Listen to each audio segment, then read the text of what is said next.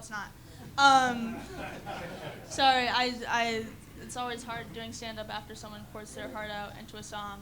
But I'm going to try anyway. Everybody hates dating apps. I don't. I think it's a great way to get your name out there. I like how straightforward they are. Like, a guy can post on his profile and can say, I go crazy for athletic people. And that's great. Thank you for sharing, first of all, Jake. And second of all, I've learned a lot from that one sentence. I learned that he does not go crazy for former athletes or girls who quit basketball senior year or girls who joined the golf team senior year because they were stuck on being a 3-sport varsity athlete. And they knew that if they joined the golf team, this team would get full funding, and that also they would be made automatic captain. And then the team happened to go to state finals that year and win state finals for the first time in school history.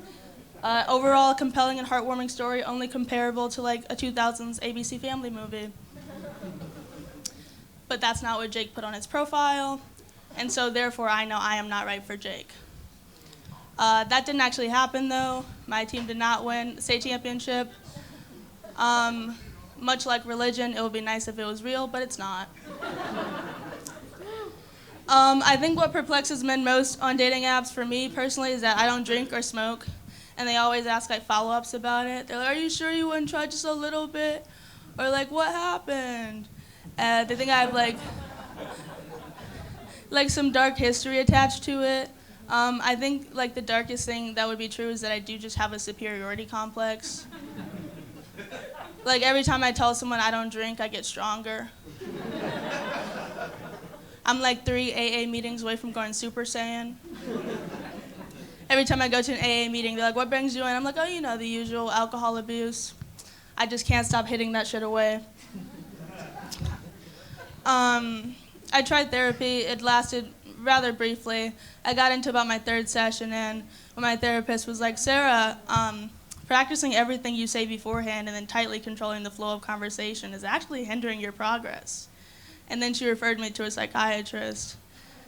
And I told my psychiatrist what I had done, and she was like, oh, yeah, therapists hate when you find loopholes. I stopped going to therapy shortly after. I decided I no longer wanted help from the higher powers. Because I have friends. Except I treat my friends checking on my well-being like Kevin McAllister treated those robbers in Home Alone. Like, what are you doing in my house? You're here to check on me? No, trap card. How about immediate resistance and long festering hostility instead? I think the end goal for me is always to hear them say, you know what, seems like you have everything figured out. That's when I know I've won. That's when I know I don't have a friend anymore. I study architecture, which always impresses people, until I tell them that my grades have been slipping because I decided to pursue comedy. That's when they're always like, Sarah, no. You have a chance to do something that so many black women haven't. I'm like, do you know what black women haven't been allowed to do? Regress.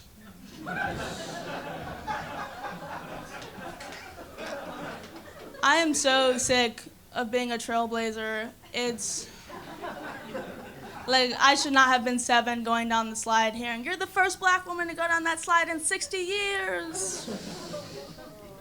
Needless to say, the last one was pushed. But no, then they're like, here's a black and white photo of her. Yeah, we did have colored photographs back then. Why do you ask? Or, yeah, she is still alive. Why do you ask? And, yeah, she lives right over there, but don't worry about that. You're special. You know who else was tired of being a trailblazer? Michael Jackson. That's why he did the whole sleight of hand. Like, one day his skin looked like this, and next it looked like that. And that's when the record keepers got real quiet. Because they could no longer say, Michael Jackson's the first black artist too. Jackson is the first black. Michael is. Because you know what? He wasn't the first white man to get away with it.